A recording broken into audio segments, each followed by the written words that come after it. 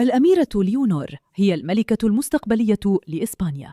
مع أنها عندها بس 20 سنة، ناس كتير بالفعل بيتساءلوا مين حيكون جوزها في المستقبل. مع مرور الوقت اتربط اسمها بكذا أمير شاب وحتى برجالة عاديين، بس الحقيقة أنها مش قادرة تتجوز أي حد منهم بحرية زي ما الناس فكرة. في الواقع هي حتى مش قادرة تتجوز اللي هي عايزاه.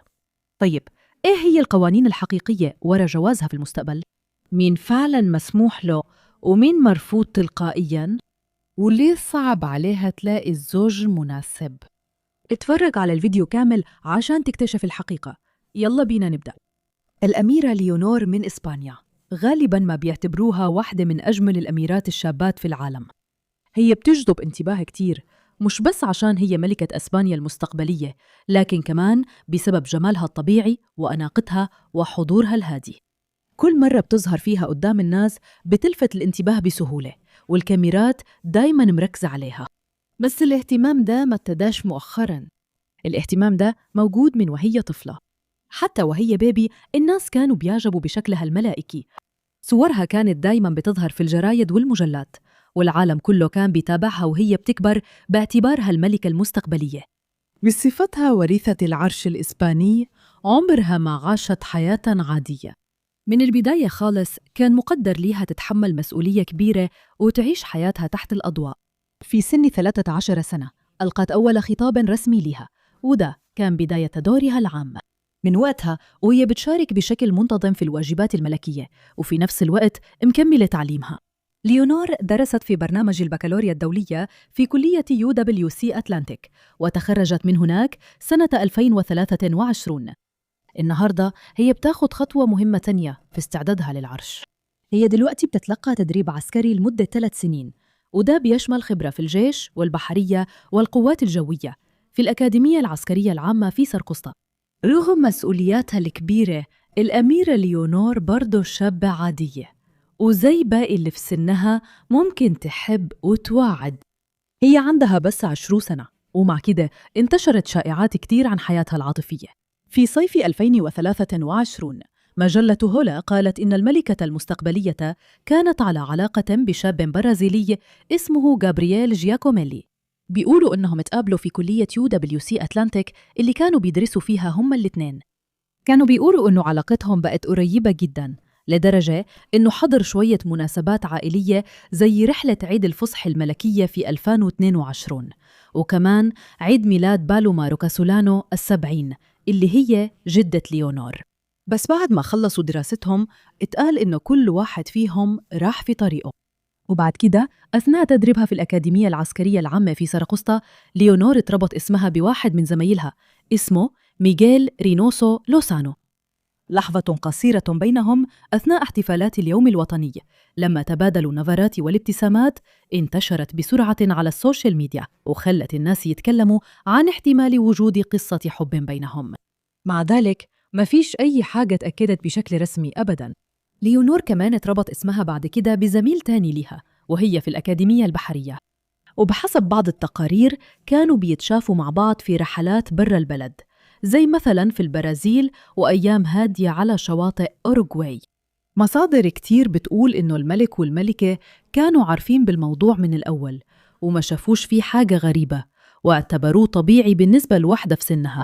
بس كملكة مستقبلية، الأميرة ليونور دايماً الناس بيربطوها بشخصيات ملكية شابة تانية ليهم نفس المصير. في أغسطس 2022 الأميرة ليونور اللي عندها 16 سنة ظهرت في مكان عام وهي لابسة عقد مكتوب عليه كلمة حب بالعربي. من وقتها بدأت الشائعات تنتشر إنها ممكن تكون على علاقة بالأمير مولاي حسن من المغرب.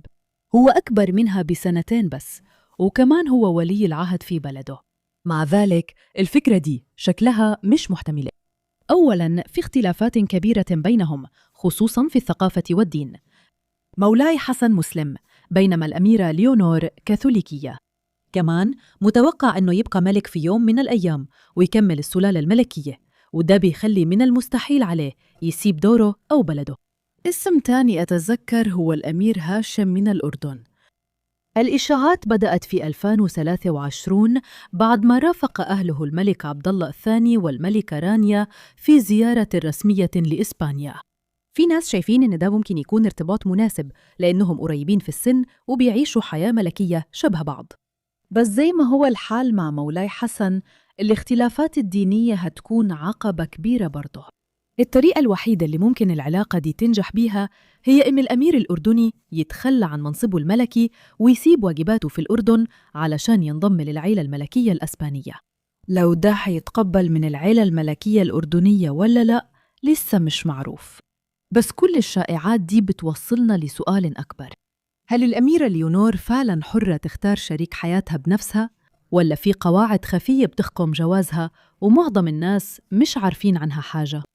وبحسب بيلار أيير، واحدة من أكثر الصحفيات اللي عندهم معلومات عن الحياة جوا القصر الملكي في زرزويلا، فعلاً في شروط معينة ممكن يكون لازم شريك حياة ليونور المستقبلي يحققها. أول حاجة، المفروض ما يكونش ولي عهد أو شخص عنده طريق مباشر لعرش تاني. الفكرة هي تجنب أي لخبطة في الأدوار أو أي منافسة في المكانة الملكية. تاني حاجة، جوزها المستقبلي لازم يكون مستقر مادياً بس مش غني قوي. لازم يكون معاه فلوس كفاية علشان محدش يشوفه كحد بيحاول يستفيد من العيلة الملكية. وفي نفس الوقت ما ينفعش يكون ملياردير وعنده أسلوب حياة فخم قوي، ممكن يتعارض مع صورة العيلة الملكية الأسبانية اللي أكثر هدوء وتحكم. في قاعدة تانية ويمكن تكون أصعب قاعدة فيهم كلهم وبتتعلق بماضية. زوج الملك المستقبلي لازم يكون صورته نظيفة تماماً، ما فيش فضايح ولا علاقات مثيرة للجدل ولا مشاكل قانونية ولا تاريخ في التصرفات المتهورة أو السهر أو المخدرات. حتى أصغر تفصيلة ممكن تبقى مشكلة. بس ده مش كل حاجة. جوز ليونور المستقبلي كمان متوقع منه يحقق معايير شخصية معينة. لازم يكون جذاب لأنه حيظهر دايماً قدام الناس والملايين حيصوروه. وفي نفس الوقت لازم يكون عنده شخصية بس مش زيادة عن اللزوم. الفكرة بسيطة، لازم يدعم الأميرة من غير ما يطغى عليها وفي نفس الوقت ما يختفيش تماماً في الخلفية. لما كل الشروط دي تتجمع، حاجة واحدة بتبقى واضحة جداً: قائمة المرشحين المحتملين بتبقى صغيرة جداً، وفرص الأميرة ليونور إنها تتجوز عن حب بس بتبان محدودة جداً. بس المثير للاهتمام إنه ده مش بالضبط كان اللي بيحصل في الماضي. في الحقيقة قصة حب والديها بتوضح طريقة مختلفة تماماً. الملك فيليب السادس اتجوز الملكة ليتيثيا، وساعتها ليتيثيا ما كانتش من عيلة نبيلة، هي كانت صحفية وماضيها كان بيتناقش كتير وقتها، وده خلى العلاقة مثيرة للجدل في البداية. وبرغم كده الملك فيليبي اختار الحب والجوازة اتقبلت في الآخر. بس بالنسبة ليونور، ناس كتير بيعتقدوا إن الوضع ممكن يكون مختلف والضغط من التقاليد أقوى بكتير من اللي كان على والدها. معلومة مثيرة إنه جوز ليونور المستقبلي عمره ما حيبقى ملك. حسب الدستور الإسباني هو هيكون بس أمير قرين وهيحمل لقب صاحب السمو الملكي. في الواقع دايماً هيكون ليه دور ثانوي، هيدعم الملكة من غير ما يشاركها سلطتها، ومسؤولياته العامة هتفضل محدودة مقارنة بها. مع ذلك ليونور عندها بس 10 سنة ولسه قدامها سنين كتير قبل ما تبدأ تفكر بجدية في الجواز. بس حتى مع الوقت اللي في صفها مهمتها مش هتكون سهلة.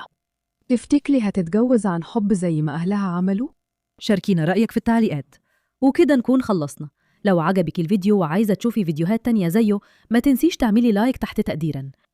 ولو لسه مشتركتش، أكيد هتحبي تشتركي في قناتي وتضغطي على علامة الجرس عشان يوصلك إشعار أول ما أنزل فيديو جديد كل أسبوع. أشوفك في الفيديو الجاي.